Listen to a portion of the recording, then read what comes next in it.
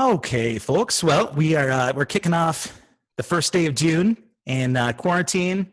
Today is a special quarantine day because one of the bands we're going to be talking about has they've self-titled Quarantine with a K just to make it more rock. And we have we've got some history here. So I mentioned in the setup for this that PGA and I first met about 30 years ago.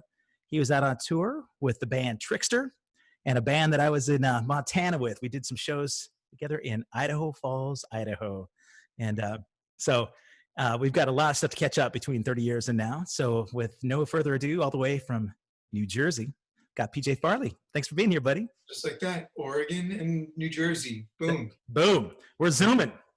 Yeah. Yes. Thank goodness for technology, man. And Yeah. we are socially distant, which is exactly what we need to be doing. Yep. No masks needed. Yeah, no, but you've got some coronavirus protection back there on the counter. I see. Got some Crown. This is truly where all the magic happens at PJ's house, huh? Well, actually, this is my entire house. I just live in a studio apartment. Nice. Yeah. But I like it. You know, there's no bathroom or anything. But I finish those whiskey bottles, and then anything goes. Yeah. Well, while we're on camera, you can just urinate right there, and you're good to go. So, this is my this is my lair. I love it. Sanctuary in my house. And I get it done in. You get I get it done musically, alcohol wise, pornography wise. You name it. Yeah, this is not a kid's show, so we can go through all that stuff tonight. But you know, if you want to show people how you get really comfortable in there, you want to show them what you're wearing today. Everybody at home is in quarantine, right? So we're all wearing our pajamas, but PJ's got special slippers. I don't know what you wear. Oh man, you know, I didn't think about this, but Gene is going to have to get a percentage now that we show these off, right? So whatever I get from 5-Star Guitars and my sponsor, Gene's going to get a point. God, those are so good. Have you worn them on stage? No, I'm not. Yeah, you're going to have to talk to Chris about it. These are my house slippers, man. Yeah, well, you don't want to dirty. Maybe I'll bring them on the cruise, on Chris's cruise. Does Chris have a cruise? Jericho? Yeah. Yeah, man. He's got it. He's got his third one is in January. No way. It's wow. Jericho Rock and Wrestling Rager. Oh my God. Okay. And it's pretty out of control. We did it last year and doing it this year. And I should say we did it this year. We're doing it next year. One would hope, right? What month is it? What year is it? Yeah, we just started June, buddy. You're halfway there. What era is this? What? They don't even matter anymore. Actually, yeah. I mean, well, let's wait to talk about the Chris Jericho cruise. Let's go back to Trixter days, man. So you're a Jersey boy, and tell me about that band. You guys all grew up you went to high school together? Well, technically, yes and no. I'm the only one who didn't. I didn't grow up in Paramus. Those three guys went to school together, grew up in Paramus. I grew up in Ridgefield, which is 15 minutes away, but we met because we were in band. They were in Trixter was already together, and I was in a band, and we played the same clubs even back when I was 14 years old. Wow. They weren't much older, so we were playing all these all ages clubs and stuff, and that's how we met. Just playing the same places. They needed a bass player. Who's the oldest of the band? Pete. Okay. So Pete was the one that I first met at the gig that we did because he turned 21 on the day that we played together. So I'm pretty sure. I was thinking that, well, what happened? That was me. Oh, it was. Was it the Pomp Room? No, it was a place called the Ritz, and somebody had a 21st birthday, and they came back to us asking if we'd go in and buy booze because even though, was that you? Yeah. Oh my God. Okay. So we had a little hang time there. And your drummer had just scored his Zildjian deal. And so he sold me a Zildjian cymbal out of the back of the truck. Or, maybe it was Steve. It's been long enough and a lot of brain cells that I couldn't remember either. But I remember being in maybe it was South Dakota, the Pomp Room in South Dakota. They all run together, man. All those backwoods. It's all coming back a little fuzzy. Yeah. But, so you guys were playing at 14, playing clubs back then? Yeah. Wow. How do you get into venues, man? They have all ages places over there. Yeah, they had tons of all ages places. Yeah. Okay, and Got to a point to where we would bring in a lot of people. okay, So it would been the rules for us. yeah, and everybody looked good. You had big pop songs. You were writing all originals. Yeah. Okay, so how'd the record deal come about? We hooked up with our managers at the time who were really tight with Peter Mensch from Q Prime Management. Right. Q Prime Management, for those of you who don't know, is the management company. At the time, they had Def Leppard, Metallica, Queensryche, Tesla, Dokken, Right. you name it. And then to this day, they have Rolling Stones. I mean, Right. Lady Gaga, I think everybody. My dear friends, Dan Reed Network from here. Those guys were the Peter Mensch. Yep. Right. All right, go ahead. So one of our managers was friends with Peter Mensch and actually used to take care of his dogs. Oh. And so he was kind of a mentor for our managers. And, Peter would come out and see us and, he liked what he saw. And he was really kind of instrumental in getting us signed. Really? He personally walked our tape into labels and said, listen to this, sign it. They're getting the Def Leppard tour. Wow. So you probably want to do this. That was the first thing? Def Leppard tour was the first? No, it didn't line up timing-wise. Leppard wound up going out before we were done and ready to go out on the road. But he definitely supported us. That's great, man. Yeah, and it all started from dog walking. Yeah. So if you're trying to make sure that you network and get your connections together, get some dogs, find the right dog walker. Yeah. Yeah. Man, so it's great that he had the support, or you had support with him, but everybody had their stuff taken care of. When you guys are that young, the thought would be that if you're a young, up and coming band, you're going to be taken advantage of a lot by people in the business, right? So when you signed your deal, did you feel well represented, or? Yeah, pretty much. I mean, we didn't feel like, to be honest, we didn't fucking care. Yeah. Record deal, going on tour. Yeah. We're going to sell millions of records, and it's going to be awesome. Which you That's did. what we cared about. We didn't give a shit about money. We didn't. Yeah. When money's coming in, all right, good, whatever. It's fine. But you did. Sold 1 million records, that first record, right? Yeah, I mean, it's not officially certified because our record came out before the SoundScan. Oh, really? Okay. So we kind of got gypped. Yeah. I mean, so technically it is hovering about 800,000 or so SoundScan. We just got to jump it now. Can't you go back and appeal this? Can't you go back and Yeah. bring in receipts Yeah, retroactively? Well, then you probably have to pay taxes on something else, right? So, but gladly. Yeah, right, man. But you've got some records up there that look like they're platinum representations. Yeah. Platinum in other countries? No, actually, I have the one platinum is from Eric Turner from Warrant. Oh, yeah. It's double platinum cherry pie. And when we were on tour together, we decided we want to exchange plaques. So I gave him a Trixter gold record.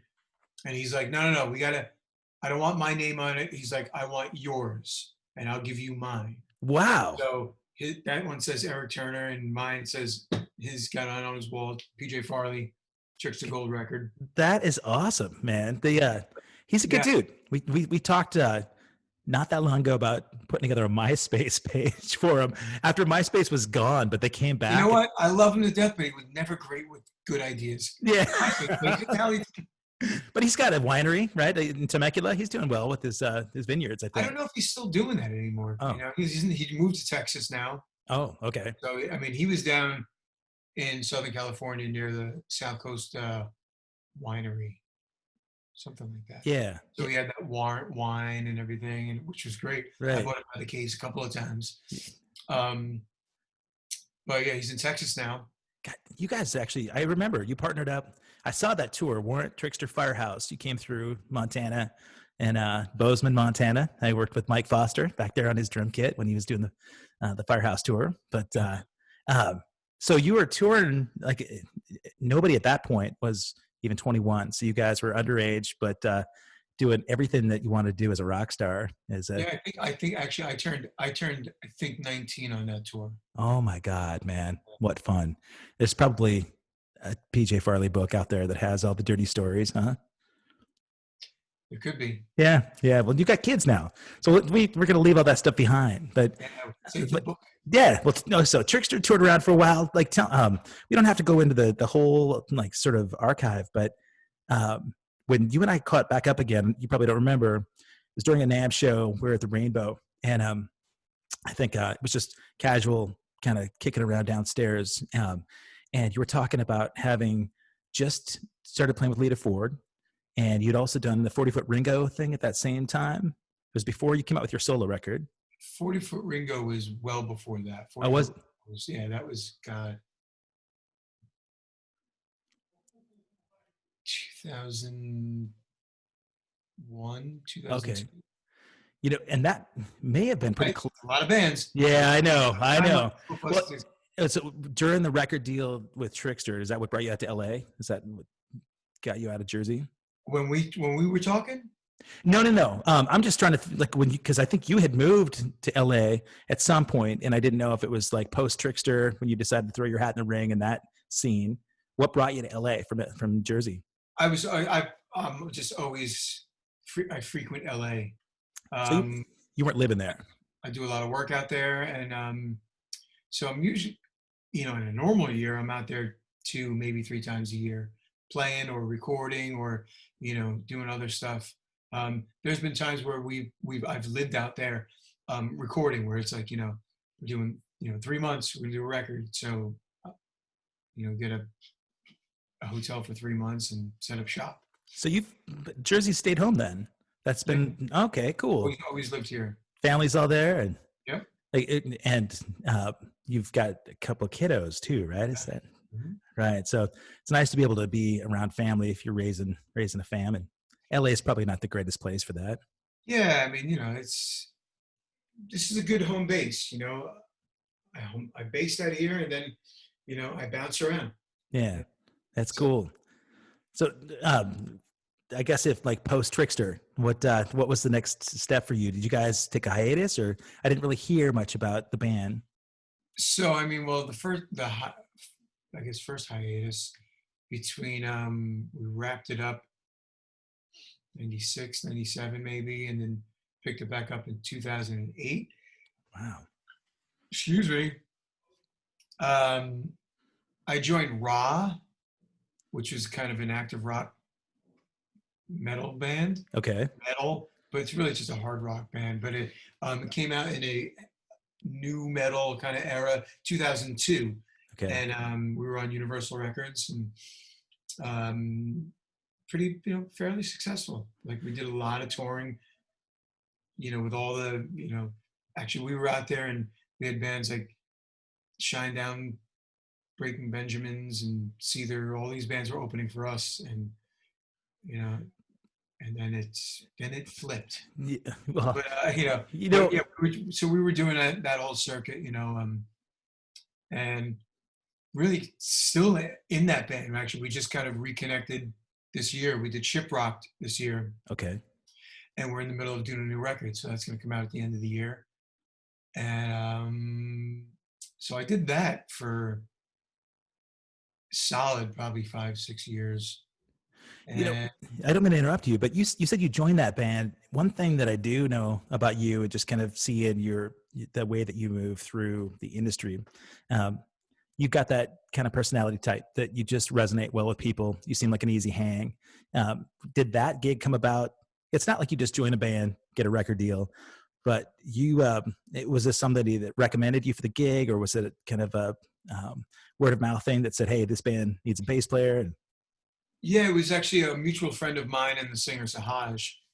They needed a bass player, and this is before they had a record deal. And he's like, yeah, I called my buddy PJ. Perfect for it. And I was doing 40-foot Ringo at the time. Okay. Just this close to a new deal. And, that would have been something, for two guys coming from a hair band era, getting signed, with a whole different new band. Yeah. So I was going to do some shows with them, and it was around Christmas time. I spoke to Sahaj. He sent me some of the big singles, Do You Call My Name, Rectifier, songs off that first From One record. And I loved the music. I was like, oh my God, this stuff is incredible. Yeah. I would love to do these shows. And the shows didn't happen, holidays and whatnot. And then we kind of lost touch. And he asked me to join the band. And I'm like, I got so much invested to this 40-foot Ringo thing. I can't leave right now. And so he's like, all right, cool. A couple months later, they got a deal with Universal Republic, and we're out on the road, and they were touring with Stone Sour and Powerman 5000, and it just wasn't working out with their bass player. And he called me in the middle of that tour, and I literally flew out 2 days after he called me and just joined mid-tour, and then was out for almost a year, almost a year with them. Right. And then, how did the 40-foot Ringo thing go? Did you just have to put it on hiatus?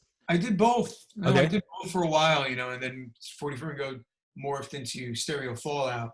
And then it was right around that time where I was like, we were recording in Memphis with Stereo Fallout. I was recording the second Raw record in New Jersey. And I'm like, I got to pick. I'm like, I got to do this Raw thing now. I mean, Yeah. we're on the wheel. We're on Republic now. We're like, Yeah. so I gotta focus here. So I did that, and then I just started juggling. Then a year or two later, we put Trixter back together, and then I was doing Trixter fly dates and Raw touring, and I mean it would be where literally there was a time where I did a Raw fly date in Wisconsin, did my show. It was a festival. We were on like during the day. Got in the car, drove 2 hours, threw my stuff on the bus, and did the first show of a Raw tour. Wow. Just the stars aligned. Oh yeah. I've been really lucky with that. That's the routing something like that is really, it's a miracle to get something Really that works. lucky juggling bands. I don't want to interrupt this process, but this is pretty good for people that are in the business, right? That are trying to figure out, because you kind of got at that point like the dream gig, right? You're doing a band they just got signed, they got a big deal, you're working that out. You got this childhood band that made it big as well. So you've got two major label bands that have some international recognition, playing both at the same time. It's kind of the Miles Kennedy syndrome, he's doing Slash and Alter Bridge and then his own thing. And it doesn't work very often, but how do you juggle it so that you're not letting the other band sort of down, right? Because you really have to be 100% for both. Luckily, I mean, there was a day where it's like when you're in a band, it's like boom, blinders. That's it. But for so long, it has been like that, man. It's like everyone's in different bands, different baskets. The days of being in one band just doesn't pay off anymore. It's just you can't do it. Trixter, luckily, is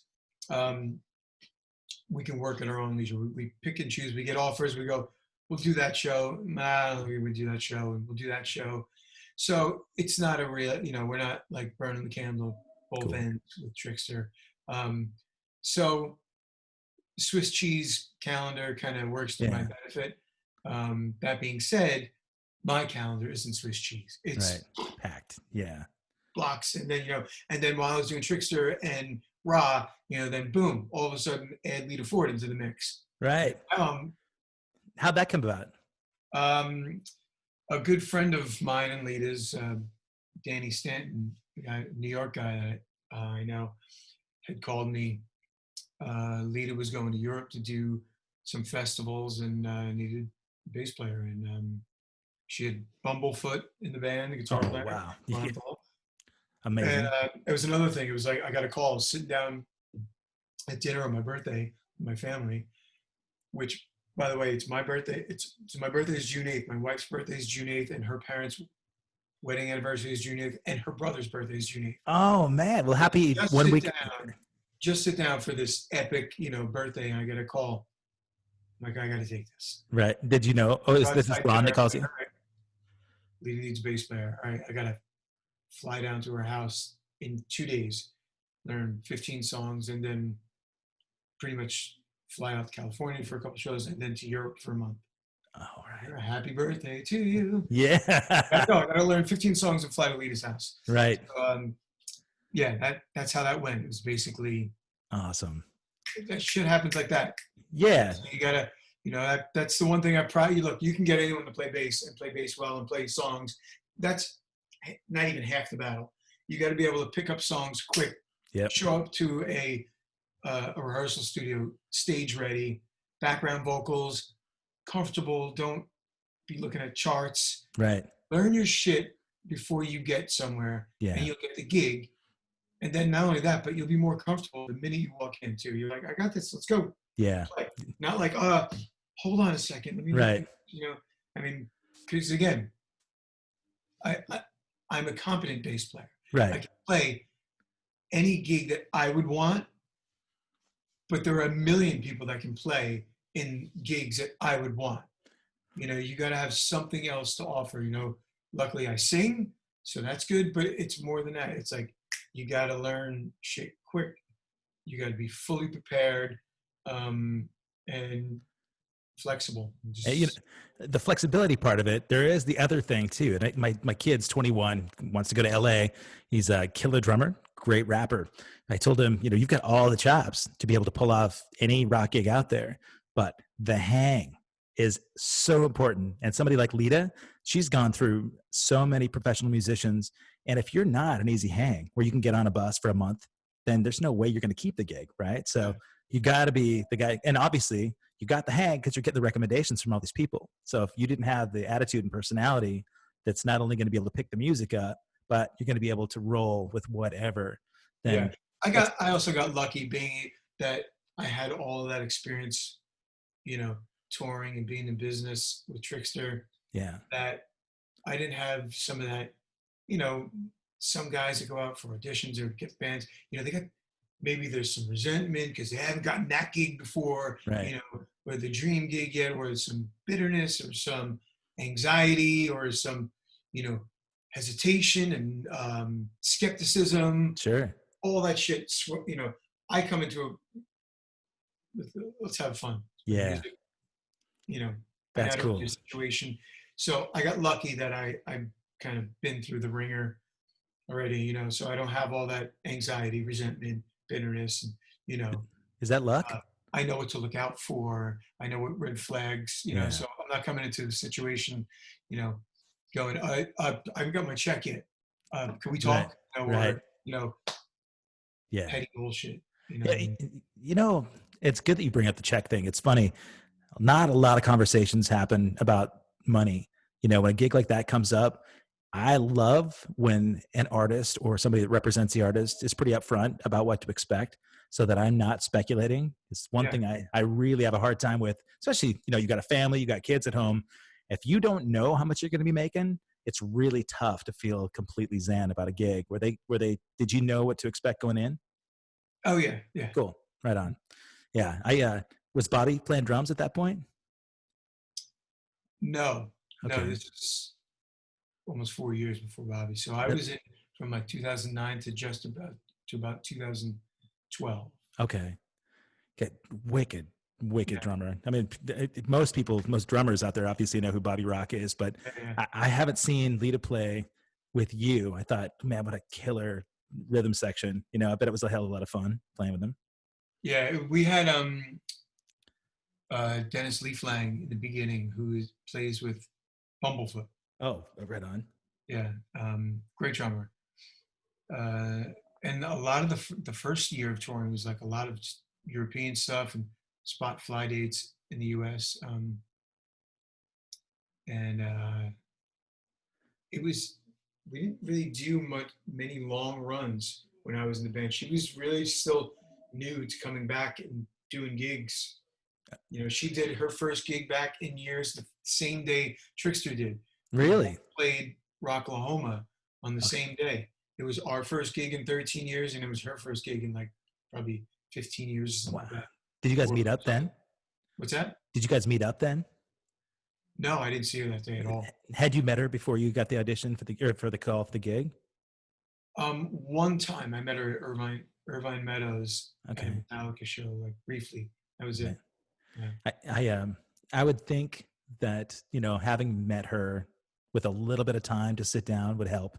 If she's getting a recommendation to call you and say, hey, I got the perfect guy to come out on tour. If she had met you knowing, yeah, I'm sure if he's getting the recommendation, he's capable and competent to do the gig. But your personality is such that, you don't go in kind of wondering, is this guy really going to be able to pull off the hang? So she was Well, cool. actually, that situation was, I got the call from her husband, Jim Gillette. He's like, all right, can you learn 15 songs, basically by tomorrow? I'm like, I believe I would like to think I can. Yes. Yeah. I was like, yeah. Of course. Yeah. Yeah. After I And ate my he's like, birthday all right, cake. cool. So you come down here, and then pack your bag, And then he calls me back. He goes, in this process, we were panicking. So I called a couple other guys. I got to go. I got to kind of bring another guy in too. So it's okay. It's kind of an audition thing, between you and him, but you come down. If you don't get it, we'll still pay you. And I'm like, that's totally cool. Yeah. And, we both went down. It goes back to showing up like stage ready and just, Right. I came in, just, no book, came in singing background vocals and playing. Yeah.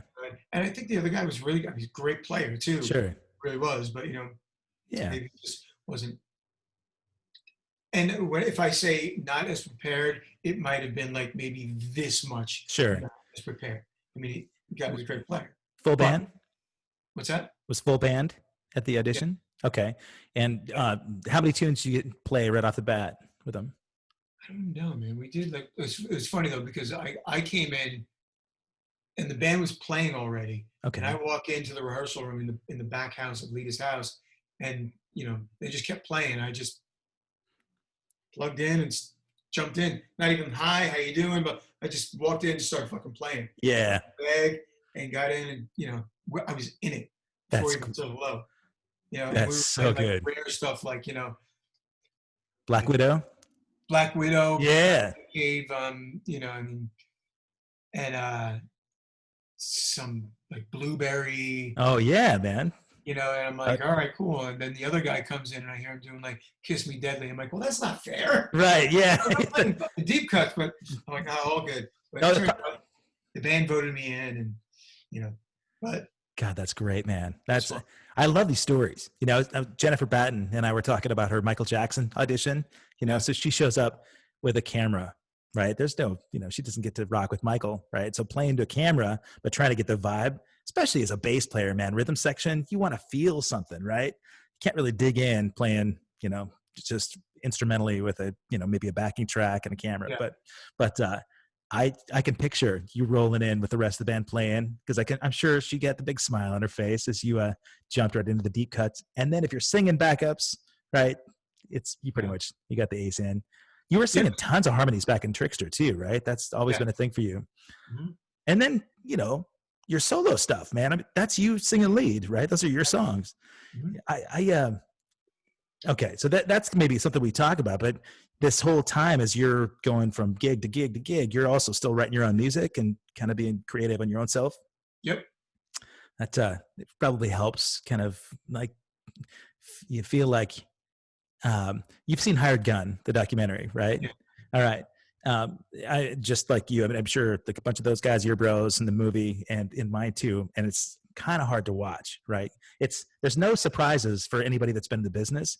But again, I talked about my son.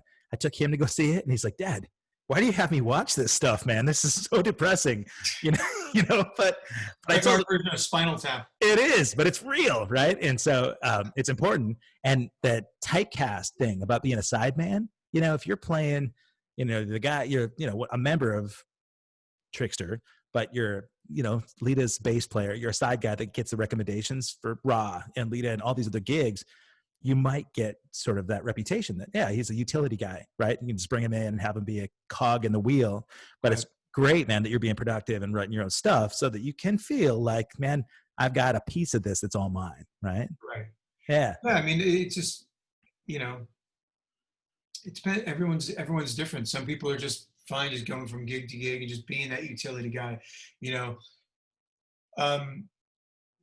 I have this, I'm a Gemini, so this split personality thing, and and I also need to always do something different. So although there's nothing better than having your one band and being in a band that is just your boys, your songs, Yeah. everything comfortable, like an old sock. I mean, there's nothing like that feeling back in the day when you just had your one band. Yeah. But that being said, for me, I say yes all the time to play with other people because I just love it. Keeps me on my toes, and um, I like to say, all right, can I do this? Yeah. Say yes. Right. See if you can rise to the challenge. Because we're musicians. We always think we suck. Right. Yeah. I suck. One would hope Yes, I'll play with you. Yes, I'll do it. Yes. Yes. I could do it. Yeah.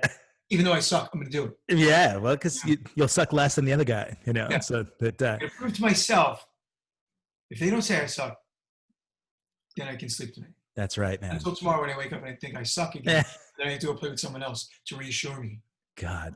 Battered, child. Well, I was just gonna say, man, did you grow up, with like a little bit of like guilt trip early childhood? Because I'm my own worst critic too. Any artist, musician, you're always like, somebody says, "Man, that's great." Man, it's a piece of shit. Yeah, well, you would hope that you have that humility, right? Because then there's the other guy that's arms crossed. His insecurity shows as arrogance and condescension, right? So I think the ones who question everything they do, really. I mean, look, you also have to be an egomaniac and confident and cocky, but there's a lot of insecurity that goes along simultaneously with being a musician or any kind of artist. It's a contradiction, actually. It's yeah. I think enough of myself that I'm going to spew my insides for you all to listen to. Even though, really, I think it sucks. Yeah, I can do better, but listen to this. Yeah. And I'll do better tomorrow. You know what, man? The conversations, the podcast, or whatever we're doing here, Jennifer Batten was the first one that wanted me to do this more. She just said, I think you'd be great. That my first thought was that I don't have anything to say or offer, but I love the candid conversational part of this, where you and I can just talk about, memories and some of the speed bumps that we hit along the way, and laugh about how preposterous most of our industry is, and if it's that, then and it doesn't have to feel like anybody needs to buy what I'm selling, right? So it's fun to see somebody that's East Coast. Most of my buddies that I talk to are LA guys, right? And there's a different hustle there. If you're trying to get the next gig, you can see the guys that are walking in kind of posturing and trying to elevate and walk the ladder, right? And they'll talk about somebody else to be able to move their way up. And I was with Glenn Sobel the night that I ran into you at the Rainbow. Glenn's been a dear friend forever. He's one of those guys that is so far from that, right? He's gotten all the gigs because he has all the things put together that you mentioned. Chops are there. His attitude is great. He's humble, but he's confident because he knows his shit. But I'm grateful for friends like that, because you can see that this is truly what pays off. You can sleep better at night because the gigs come your way the right way, right? You wouldn't get the call if you didn't earn it, So Lita, you talked about her just coming back at the same time. Did she come out of the gate with a whole bunch of shows, or did you guys do select? No, she kind of trickled back in. And, okay. They lived on their own island in the Bahamas. Oh my God. Those islands. And like Jim swooped them away. They had this huge property off the Caicos Islands, and they lived there for years. Wow. I mean, their kids didn't even own shoes. Wow. They were like, this wasn't Nitro money or Jim Gillette's vocal training money, was it? This is something else. Yeah, well, actually, you got into real estate. That's, okay. That makes sense. Very well with that. He's a smart guy. And then they came back, and I think a year after that, that's when I think they took the Rocklahoma gig, and then decided she wanted to get back into the game and grease the wheels again. Right on. So we did a shit ton of great European shows, all the European festivals. Oh yeah, awesome. A lot of great stuff in the States too, but like the first big chunk of touring was in Europe. That was cool. How so that was 2006 you joined? No, that was No, 2009. 2009. Yeah, okay. And so like 11 years ago, you like how much of your gig time was spent just doing Lita shows? Um, Hard to say. Some years were busier than others. Yeah. Were you balancing like because you like Raw? Was that still happening, or was that kind of Let me see. I think Raw might have been on a hiatus when I had Trixter and Lita firing up, or Raw was just finishing up or something. okay? Um, Again, lucky. Yeah, All three bands. right. Really, there was only one time where, ironically, we had this festival in Oklahoma at the Zoo Amphitheater, and I was booked there with either I was booked there with Trixter first, or I was booked there with Lita first, and then the offer for Trixter came in too, or the offer for Lita came in after. But I had a festival booked with Lita the day before in Idaho, Oh God. with Brett Michaels. So I was going to be away doing that. And so I subbed out the Trixter gig. Okay. And Trixter played on the Saturday and Lita played on the Sunday. So Oh me and the Trixter guys just missed each other in the airport. God, man. And when you had the Lita gig book first. Yeah. Is that why you subbed out the Trickster thing? Yeah. Or okay, so if a gig's booked first, that's how you make the decision. Yeah. All right. I mean, Pretty much, for the most part. it'd be tough to tell Lita, either one. I mean, I've been in that same kind of boat too, where I try to juggle a couple of. Yeah, and at that point, I had just become basically her. Like I was MDing the band at that point. Oh. The band together. Yeah. After that first run, Ron went back to Guns N' Roses, and so the band changed. I put a band together. I was asked to put a band together, and then so I was, I had a little bit more invested in it at that point. Sure. So, there was enough history with the Trickster guys too that I'm sure that they trust your recommendation. It's not like you're. oh yeah, I mean, I have my guy, Yeah. my go-to guy, this guy, John Allen, J3 as we call him. I use him for everything, and I would have him fill in for everything I do. God, that's nice to have that partnership with somebody that you can trust, right? Because he's representing your brand, man. If he's out there doing PJ's gig, doesn't want to blow the gig, and he's certainly not going to be trying to get your gig from you, right? Yeah, no, far from it. He's awesome, more talented than I am. Yeah. Sure. So, like, how did this thing develop then with Chris Jericho? Was this something that just kind of naturally came to you, or had you guys met on the cruises? Chris and I met a long time ago through Eddie Trunk. I think I want to say me and Steve did the Eddie Trunk show on New York radio station, and then at the end of it, he's like, "I'm going to Chris's wrestling in Jersey," which we were all headed back to because we all lived together, lived in the same area. He's like, Chris is a huge Trixter fan. Really? We're going to Fridays or Houlihan's for dinner. Like, all right, we'll come over.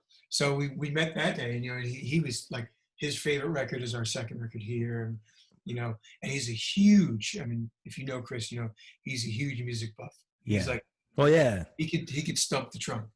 So I mean, we just sat and chatted about music for hours, and then we just stayed in touch all these years. And I started this group text with me, Eric Martin, Steve, Chris, and our drummer Joey Casada, like 2 years ago. I don't know what we were doing. We were on the road with Eric, and we'd sit at the bar, took a picture of me, Eric, Steve, and Joey, and I sent it to Chris. Were you actually playing with Eric Martin then? Yeah, so that's a whole other right on. Yeah, that's cool. But we have a band together with Eric Martin. Okay. Currently. Okay. And somehow that then we're all ball busters. So that group text turned into this fucking 2-year and ongoing thing where it's like literally my phone is going off now. Boom, boom. Nice. Boom. Yeah. So ask anyone on the thread, the 5 of us, it consumes all of our day. Oh my God. So anyway, so Kent Slusher, who is the drummer in Quarantine, huge Kiss fan, 80s Kiss Yeah. fan too. He's got Eric He, Carparts down, man. yeah, he was just fucking around and he started playing the drum intro to No No No, Yeah. because he was doing some stuff with Joe McGinnis, the guitar player from the classic '78 band, and he texts that clip to Chris, and he's like, "Hey man, what song is this?" And Chris is like, "Oh, it's No No No. What are you guys doing? You guys need a singer?" Oh, He's like, "Yeah, man. You want to sing on this?" He's like, "Yeah." He's like, "Yeah, we need a bass player too." So Chris called me. He goes, "Hey man, you like '80s Kiss?" yes. So that's basically how it started. God, that's awesome. That was it. Just you were just planning on doing the one song, or were you planning on actually? No, he's like, "We're gonna do No No No and Heart of Chrome." I'm like, "Holy shit!" Oh my God. I'm like, "Fuck yes, Yeah. yes." And then we decided to get Bruce involved. Bruce And Kulick. Bruce, yeah, he's on the track with us. He's in the video with us. So this is all premiering, I think June 12th. Oh my God. Right after your birthday. Yeah. Yeah, man. That's so killer. That and it's a drag that Bob passed away a couple of days ago, you know? So rest in peace, Bob Kulick. And I think as a huge Kiss fan as well, a lot of like hardcore Kiss fans dog that era, right? The Crazy Nights thing, because it got super glossy. But man, but No No No is such a metal tune. It really is. And going into it, and just kind of relearning those songs and going back into the '80s Kiss rabbit hole, you go, holy shit. Yeah. Some of the stuff, I mean, like I always say, like a Kiss is, my heroes. I grew up on them, but they did lose me a little bit. Like it was hard for me to watch like Gene in the Tears Are Falling video, Right. Stuff like that. Try to get comfortable in what he's wearing. Bruce had the best line. The '80s were a tough time for Gene. Yeah. It was hard for me to watch, Right. and this, even the song Crazy Nights, I wasn't really a big fan of. Right. Some of that, some of the other songs, Tears Are Falling, amazing. It's great. Huge music and stuff that no one's ever heard. Right. And No No No, I said this was a song that even Kiss fans that I told them I was doing are like, oh, why are you doing that song? Oh, that's a great song. I mean, that's so heavy. Like, holy shit. Yeah.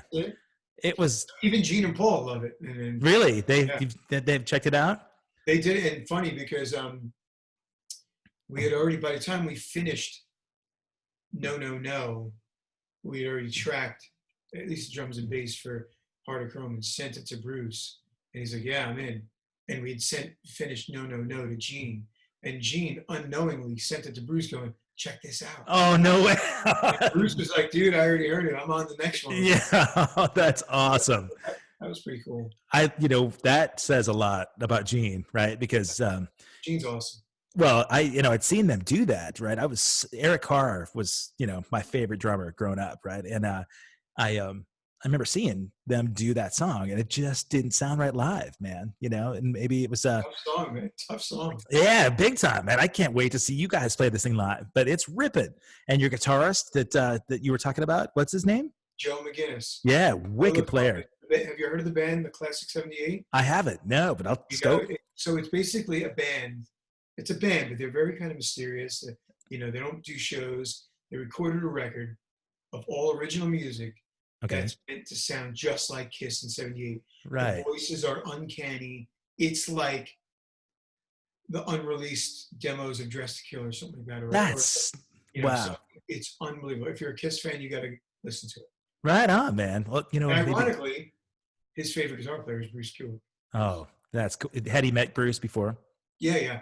Okay. I was going to say, for a huge Kulick fan, getting to do some playing with him, it's kind of a special deal.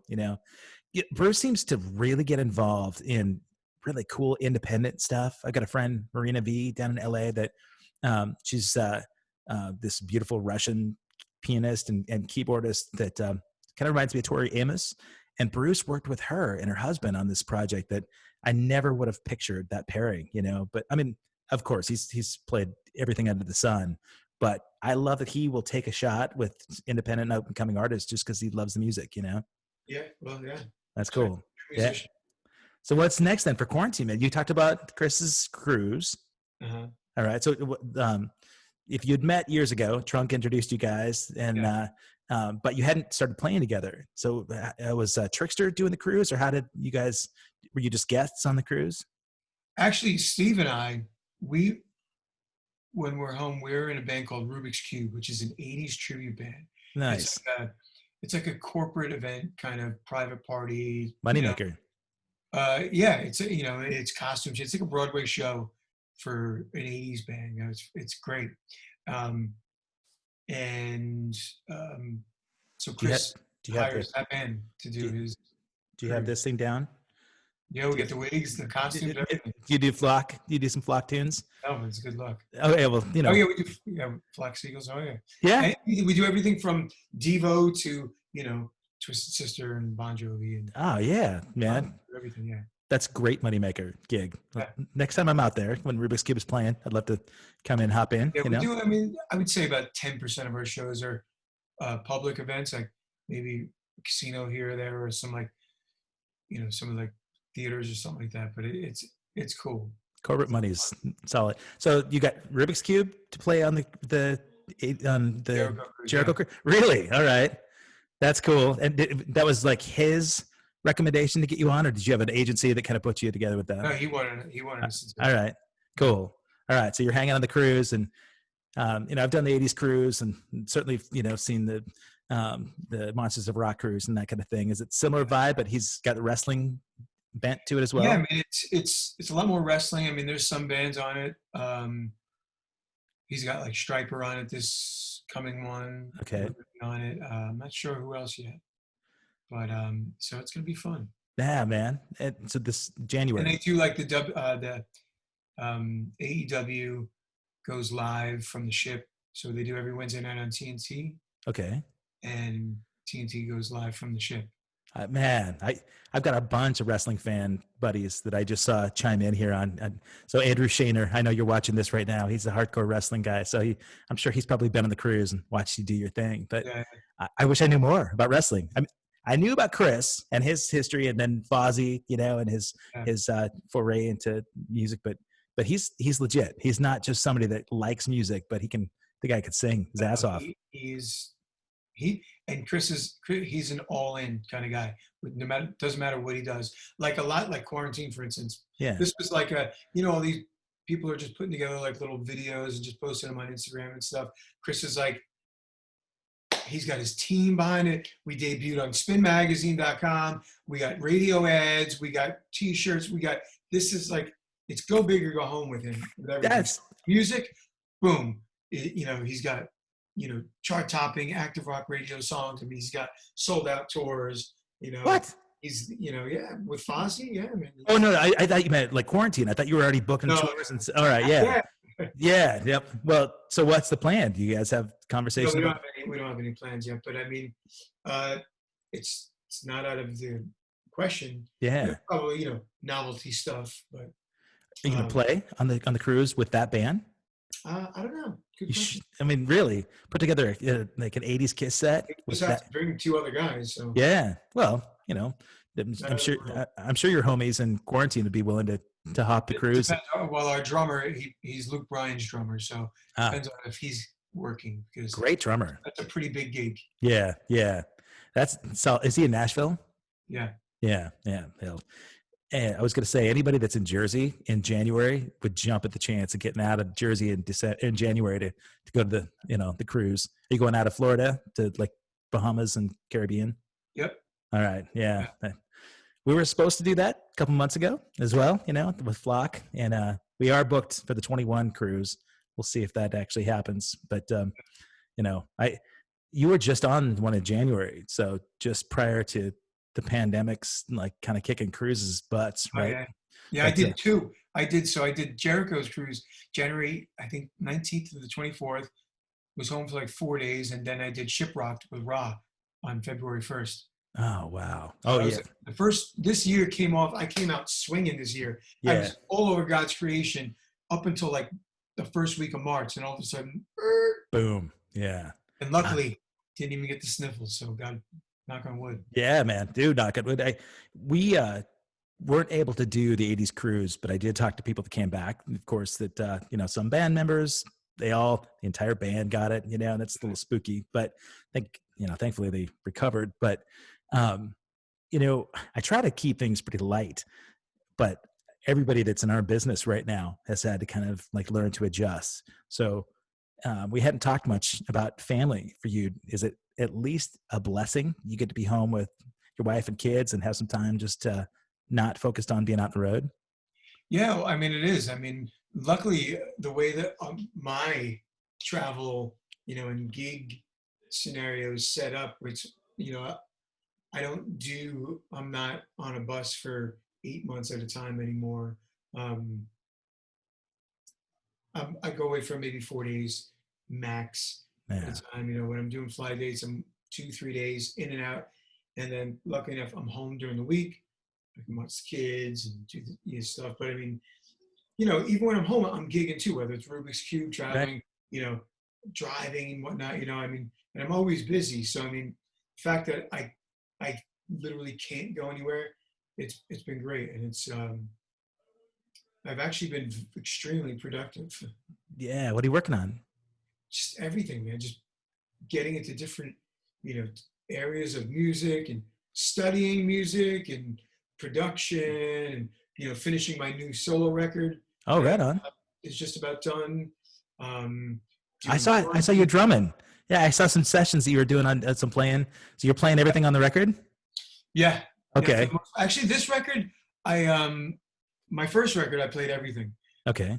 This record, I did a couple of the drum tracks, guitars and everything else.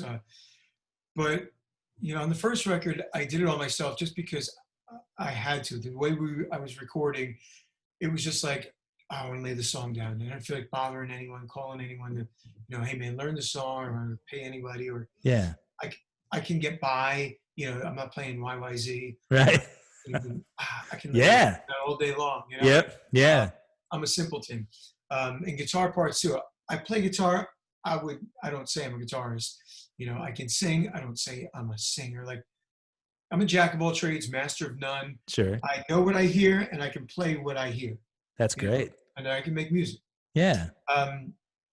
This record, I didn't care. I wanted other people to do it. Please fucking do it, So I didn't have to do everything on every song on this record, which is, nice for me. You got buddies coming in and playing on tracks for you? What's that? You have some buddies that are in there playing on the record with you? Yeah. Actually, I had Kent play a track just a couple weeks ago for me. Okay. So it was good. It was all in quarantine. It's like, all this stuff is happening, while in quarantine. It's just doing all the stuff that you don't usually have time to do. And Yeah. I have another, quarantine-esque project, thing that I'm doing. I think that's coming out like next week that I won't, unveil just yet. Save it for your birthday. Something pretty cool. Yeah. So it's been a pretty cool time. I did some online chats with David Ellison from Megadeth and his So Can You Stream Foundation. Right. Him and his partner Tom Hazard. And, man, they just hooked up. Dear friend of mine here, the Loyal Order. Tom brought him on with Dave, and they did part of that. But I'll be talking to them next week. They're local. I played with it. It's such a great thing, man. What they're doing. It's awesome. It's unbelievable. It's such a great idea. I mean, totally. Offering that kind of service, and plus as musicians, we get to, help. Yeah. It's like, and they're just really good with doing stuff like that. And, everybody's, really inspired to. Yeah. Especially right now. I mean, everybody sees that there's a lot of people that need the help, right? I'm working with a merch group that's actually based right around the corner from you there, that Manic Merch, and they're doing a big Back to the Basement 80s thing that has us with A Flock of Seagulls and Wang Chung and Animotion and New Shoes, and going to be doing a thing on the 13th where all the proceeds go to the frontline workers, right? So emergency workers. And everybody's at home kind of feeling like we got to do something, not because we want to go out and perform, but you feel like you're being sort of like stifled, right? So Yeah. it's amazing what Dave Ellison's done and Tom Hazard, man. Yeah. And you guys were like right up front in that, right? What's that? You were right up front in that project too, right? A few weeks ago. On the Ellison thing? Yeah. Yeah. It was Yeah. I did one actually on this Saturday. I just did it. Was it Saturday? Yeah, Saturday. It was Mark Weiss's book release Okay. shindig. But then the other one was the thing for the kids and the lessons and everything like that. But yeah, it was a great group of people I was on with, and just yeah, great cause. And Dave's another one. He gathers no moss. He's Right. always at it, doing Right. something. Hustling. Always busy. Yeah. Great guy. As a dad, I'm sure his youth project was probably pretty important. So how old are your kiddos? 7 and 8. Oh, wow. Just, Yeah. Are they musical? Yes, one of my oldest is musical. She can sing. She plays keyboards a little bit, but she's like, all right, I'm good. Yeah. Like, she's got that thing where like I never forget teaching her "Happy Birthday" on the piano. Yeah. And like she got it right off the bat.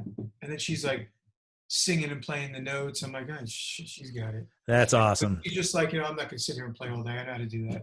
Yeah. Done. Been there. I bought a drum set for her birthday, and she's just the attention. Yeah. Well, the great thing. It's 7 years old, man. As long as you've got a place for her to play and slam without driving you crazy, right? You'll have your band dialed up. That's how long you been married? Married, going on 10 years September. We've been together for about 18, 19 years. Nice, man. That's why I live here. Yeah, in this room. The rest of the house is. Yeah, no. Well, you've got your space, which is nice to be able to get away to. But I'm sure they appreciate the fact that Dad has his creative space that he can go and kind of get right, and then come back in. And definitely, they're definitely appreciative of it because had not be for this room, then. Right. Yeah, I know, man. I get you. How are they holding up with like distance learning right now? Are they holding up with? Well, as far as like school and stuff like that. My wife's been, she took the reins on it. She's like, I'm going to do it. I'm like, all right, you all right. Yeah. Take it. And she's been great. We structure them, get up in the morning, brush your teeth, have breakfast, make your beds, then school to it, and then you carry on with your day. You read a little bit and we did that from day one. We didn't let him screw around, and it wasn't vacation at all.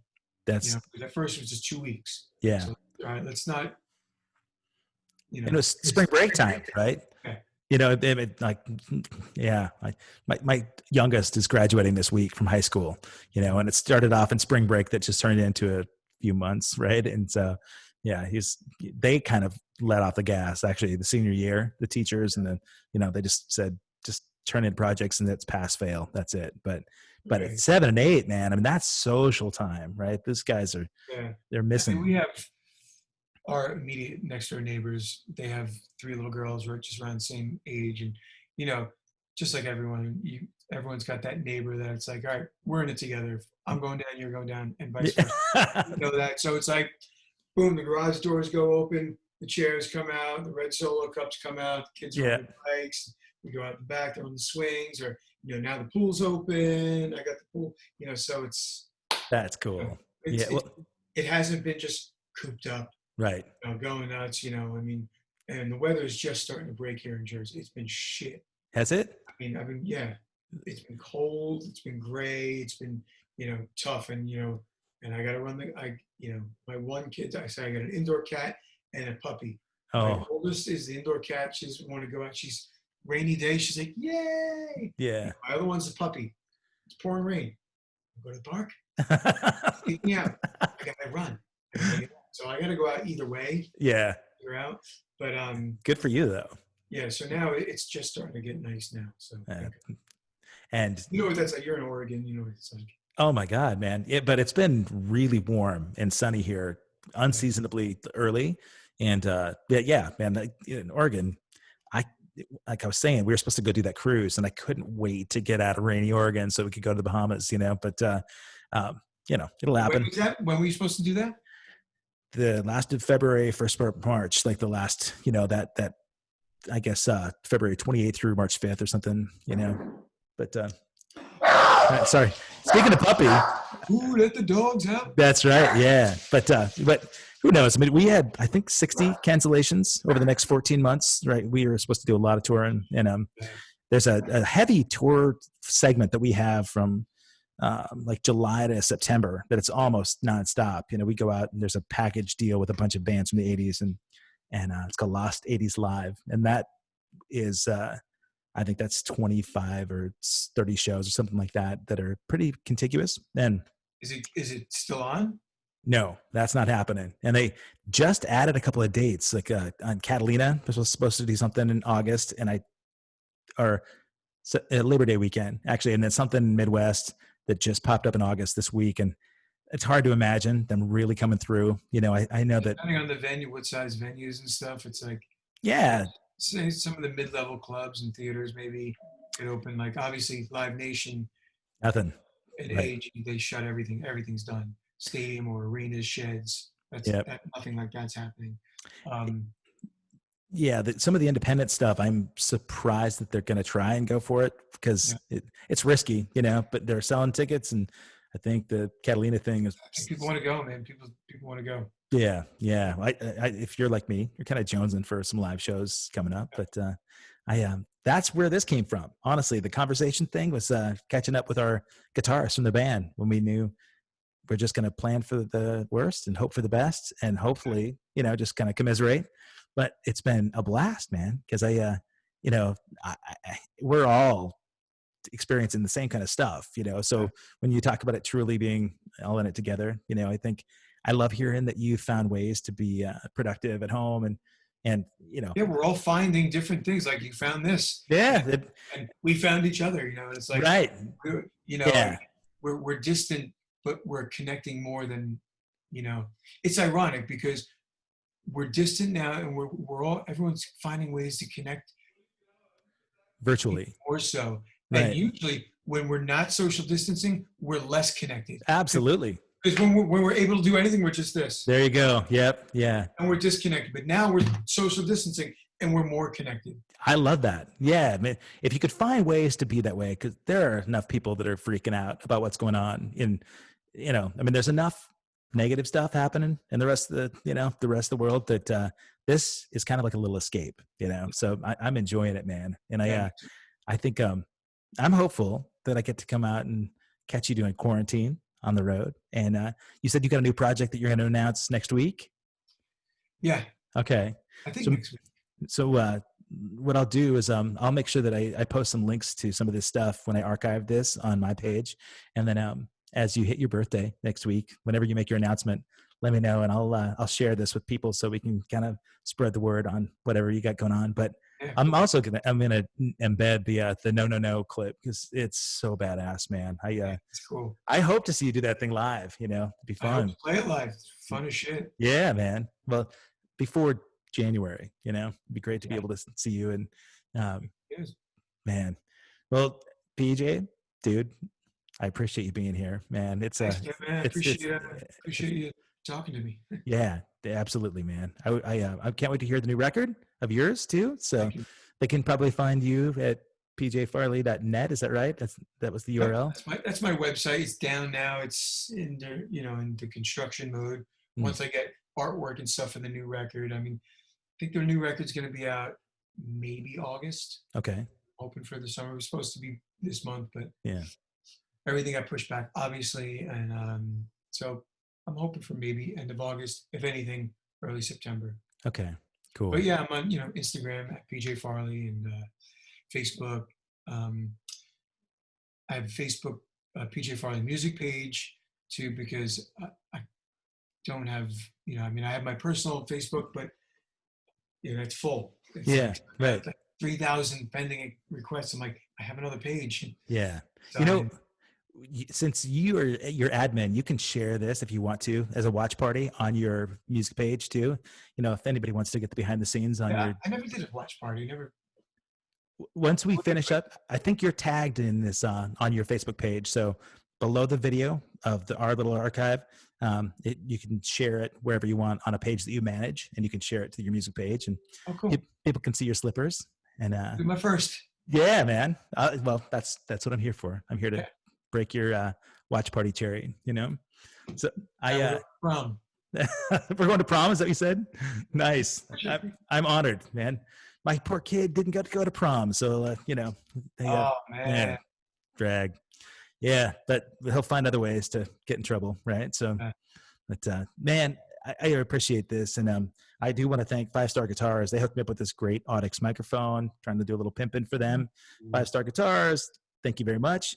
And Audix microphones sounds like maybe do some partnership as well. So yeah, Audix. Love them as well. And thank you so much, PJ. Thank you, man. It's fun. You guys stay safe over there. Be good to each other. Enjoy time with your family. Hopefully have some fun on the road soon. Absolutely. Both of us. Right on, my friend. I'll talk to you soon, buddy. Bye, pal. All right. Take care. Peace.